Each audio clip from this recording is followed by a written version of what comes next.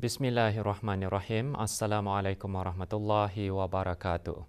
Kebawah Duli Yang Maha Mulia Paduka Seri Baginda Sultan Haji Hassanah Bolkiah Muizzaddin Wad Daulah Ibni Almarhum Sultan Haji Umar Ali Saifuddin Sa'dul Khairiwaddin, Sultan dan Yang di-Pertuan Negara Brunei Darussalam telah berkenan menghantar titah-titah perutusan tahniah kepada Kebawah Duli Yang Maha Mulia As-Sultan Abdullah Riayatuddin Al-Mustafa Billah Shah Ibni Almarhum Sultan Haji Ahmad Shah Musta'in Billah Yang di-Pertuan Agong Malaysia yang ke-16.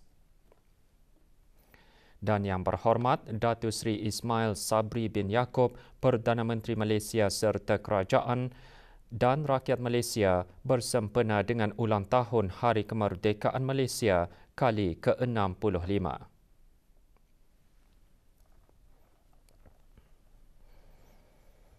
Duli Yang Teramat Mulia Paduka Seri Pengiran Muda Mahkota Pengiran Muda Haji Al-Muhtadi Billah Ibni Kebawah Duli Yang Maha Mulia Paduka Seri Baginda Sultan Haji Hassanah Bolkiah Muizzaddin Wad Daulah, Menteri Kanan di Jabatan Perdana Menteri bersabda menegaskan akan mustahaknya penghayatan nilai Al-Quran untuk diterjemahkan menerusi pengisian rutin kehidupan dalam mana rumah adalah institusi tarbiyah terawal dalam membentuk sahsiah dan mendidik generasi Al-Quran.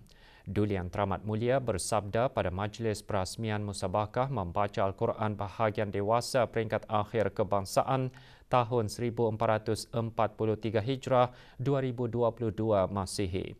Majlis berlangsung di Pusat Persidangan Antarabangsa Brakas malam tadi. Keberangkatan Duli Yang Teramat Mulia Paduka Seri Pengiran Muda Mahkota dijunjung oleh Yang Berhormat Pihin Udana Khatib Datuk Paduka Seri Setia Ustaz Haji Awang Badarudin bin Pengarah Datuk Paduka Haji Awang Osman, Menteri Hal Ehwal Ugama dan ahli-ahli jawatan kuasa tertinggi musabakah. Berangkat sama Paduka Adinda Duli Yang Teramat Mulia, Duli Yang Teramat Mulia Paduka Seri Pengiran Muda Abdul Malik. Majlis bermula dengan bacaan surah Al-Fatihah dipimpin oleh Yang Berhormat Pihin Orang Kaya Paduka Seri Utama Datuk Paduka Seri Setia Haji Awang Salim bin Haji Besar. Menteri Hal Ehwal Ugama dalam sembah alu-aluannya antara lain menyembahkan penyertaan dalam musabakah tahun ini menunjukkan peningkatan berbanding tahun sebelumnya. Dan ini juga menunjukkan peningkatan mutu bacaan menurut sukat-sukat pertandingan atau musabakah di samping menyaksikan kemunculan qari dan qariah dari kalangan beliawanis. Dalam sabda, Duli Yang Teramat Mulia menekankan di samping usaha berterusan pihak kerajaan dalam memperkasa kemahiran dalam bidang taranum Al-Quran, qari dan qariah muda juga seharusnya berusaha mempertingkatkan kemahiran dengan rajin berguru. Manakala tenaga pengajar pula hendaklah terus berusaha membekalkan kemahiran dengan mendalami kaedah-kaedah taranum yang sentiasa dikemaskini seiring dengan keperluan untuk melahirkan generasi qari dan qariah yang berpotensi dan berkaliber. Mengambil sukut tema musabakah iaitu bertemankan Al-Quran sepanjang zaman, menanamkan minat serta melestarikan budaya yang mencintai seni pembacaan Al-Quran secara berteranum amatlah bersesuaian untuk diserapkan seawal usia, khususnya di kalangan pelajar dan belia. Keberhasilannya adalah sebagai wadah untuk mengukuhkan pembangunan generasi yang menjadikan kitab suci Al-Quran sebagai teman sejati duniawi dan ukhrawi. Duli Yang Teramat Mulia juga bersabda, golongan pelajar dan belia adalah tunas bangsa yang akan seterusnya mengambil peranan yang lebih besar sebagai aset dan peneraju pembangunan negara serta pewaris bangsa yang akan terus menegakkan syiar Islam di bumi Darussalam yang tercinta. Pada hemat saya, di sinilah keperluannya bagi pihak yang berkenaan untuk memanfaatkan berbagai perkembangan berkaitan yang menjurus kepada meningkatkan minat serta memperluas akses kepada masyarakat untuk mengikuti program pengajian tertentu yang bersinambung dengan usaha untuk memartabat Al-Quran dan Syiar di negara ini. Dalam hubungan ini adalah bersesuaian bagi pihak yang berkepentingan untuk seterusnya meraih manfaat kecanggihan platform infokomunikasi, khasnya di dalam bidang pembelajaran online, sebagai peluang tambahan mendekatkan masyarakat untuk mendalami nilai-nilai akhlak yang tersirat menerusi program-program tarbiyah dan pengajian Al-Quran termasuk As-Sunnah ke arah melahirkan generasi Al-Quran yang menghayati sepenuhnya nilai-nilai murni Islam.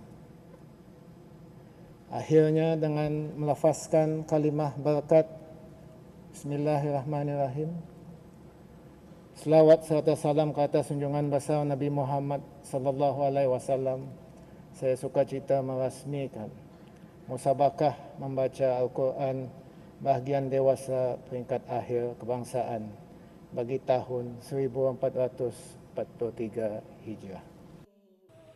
6 peserta memperdengarkan bacaan pada malam pertama. Mereka ialah Awang Muhammad bin Ali, Dayang Hajah Nur Faizah binti Haji Emran, Awang Haji Nasrul Fakri bin Haji Yahya, Dayangku Fauziah Nadirah binti Pengiran Haji Jofri, Awang Ahmad Syuja'i bin Begawan Mudim Haji Metasim, dan Dayang Hajah Nurul Akmalina binti Haji Yahya. 6 peserta lagi akan memperdengarkan bacaan pada malam ini.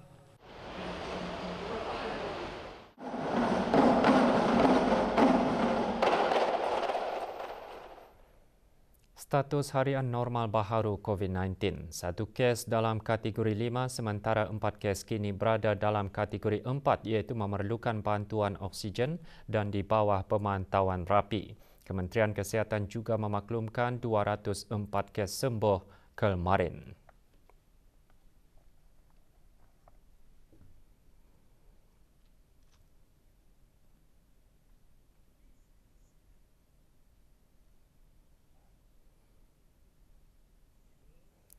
Jumlah keseluruhan pemberian 2 dos vaksin COVID-19 bagi kanak-kanak berumur 5 hingga 11 tahun, 83.2%.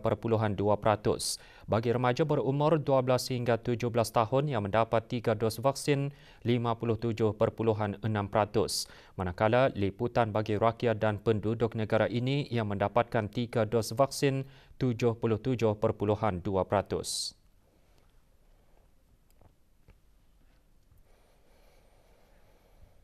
Universiti Islam Sultan Sharif Ali Yunisa melangkah setapak lagi untuk memantapkan kedudukannya di arena pendidikan dalam dunia global. Ke arah itu, Yunisa menandatangani beberapa memorandum persefahaman MOU dalam usahanya memperkembangkan jaringan strategik dengan dunia luar dalam bidang pengajian Islam, penyelidikan, keusahawanan dan pengurusan. Perjanjian itu ditandatangani semasa Majlis Penyampaian Pingat dan hadiah buku sempena Haflul Takharuj ke-12 Yunisa bagi meraikan para graduan Yunisa.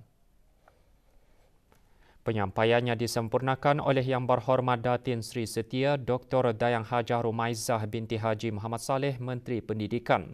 8 orang menerima pingat universiti dan 59 orang menerima hadiah buku bagi pelbagai kriteria. Juga disampaikan sijil penghargaan kepada para penyumbang pingat dan hadiah buku yang terdiri daripada pihak individu dan badan korporat.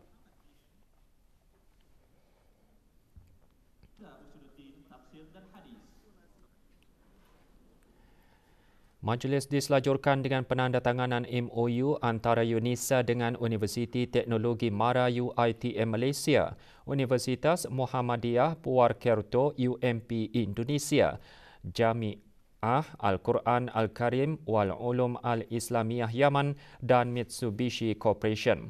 Pihak UNISA ditandatangani oleh Dr. Haji Nur Arfan bin Haji Zainal, Rektor UNISA.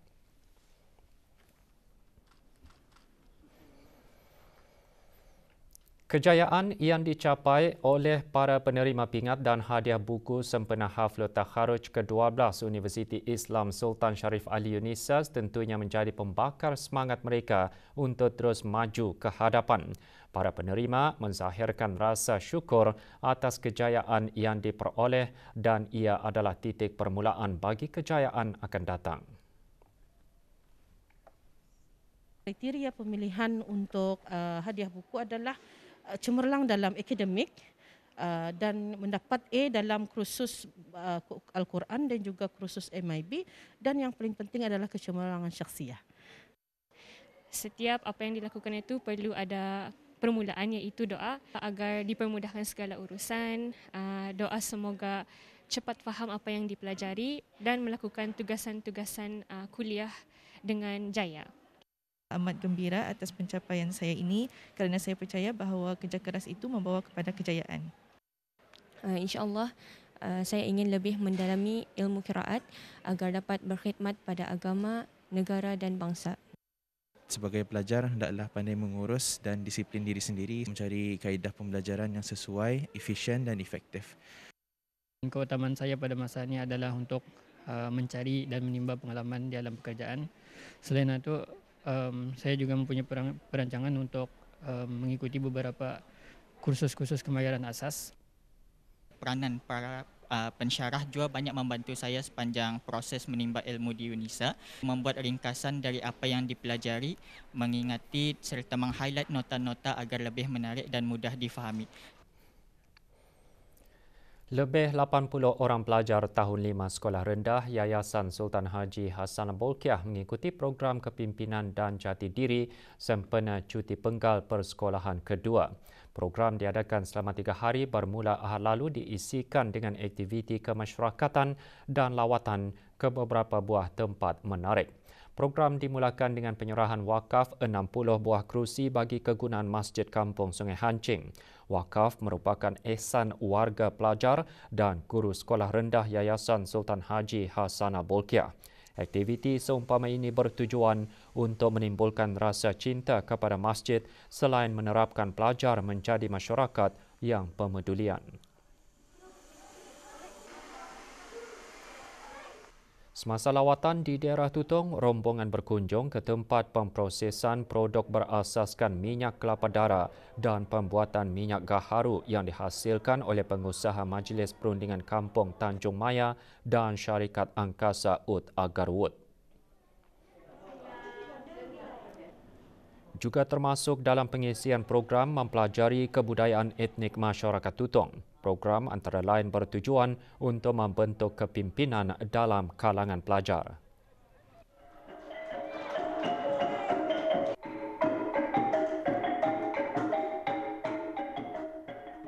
Kami ke Tutong ni ada banyak ya puak-puak Tutong yang mempunyai kebudayaan yang sangat cantik.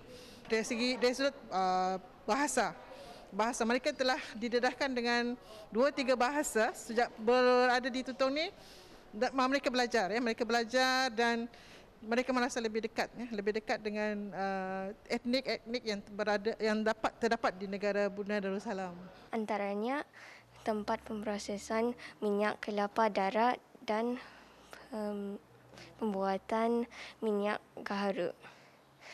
Dari lawatan itu dapat menambah ilmu pengetahuan dan kefahaman kami mengenai satu kampung, satu produk di daerah Tutong. Di sini saya melihat budaya, bahasa dan kediaman etnik-etnik Tutong seperti Puak Dusun, masyarakat Iban dan masyarakat Cina. Musim cuti persekolahan sudah pun bermula. Tentunya pelbagai aktiviti atau riadah diatur oleh ibu bapa dan pihak sekolah untuk mengisi masa terluang dan dimanfaatkan dengan sebaiknya oleh para pelajar seperti mengadakan lawatan ke tempat menarik di negara ini. Salah satunya Rumah Panjang Mendaram Besar Labi Ulu Blaid. Ia menarik minat kunjungan rombongan pelajar dan tenaga pengajar dari Sekolah Tunas Jaya PGGMB Lambak. Lawatan seumpama ini lebih tertumpu kepada mengenali negara kita ini, terutama dalam mengenali budaya yang terdapat di negara ini.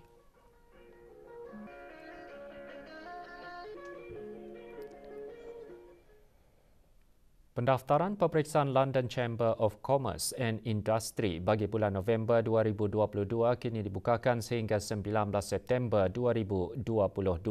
Borang pendaftaran yang telah lengkap diisi hendaklah dikembalikan kepada Jabatan Peperiksaan tidak lewat hari Isnin 19 September 2022.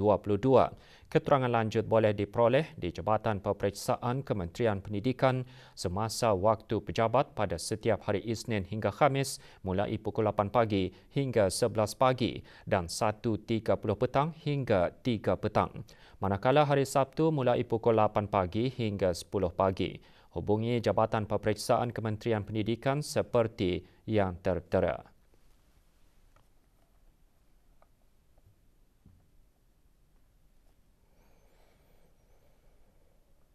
Unit Sukatan dan Timbangan SDT bahagian Industri dan Ekosistem Perniagaan di bawah Kementerian Kewangan dan Ekonomi baru-baru ini mengendalikan perkhidmatan pengujian mudah alih ke atas alat sukat dan timbang di 3 buah tempat iaitu Pasar Gadong, Pasar Tani Selayon dan Tamu Kianggeh.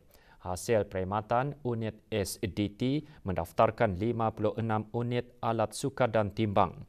Para peniaga dan pengguna alat sukat dan timbang dikehendaki untuk mematuhi peraturan-peraturan penelitian alat-alat sukat dan timbangan 1994 di bawah Seksyen 3-2 iaitu setiap orang yang menggunakan atau memiliki alat sukat dan timbang yang tidak dicap untuk kegunaan perdagangan adalah tidak sah. Pertanyaan lanjut, hubungi unit SDT melalui email sdt@mofe.gov.bn.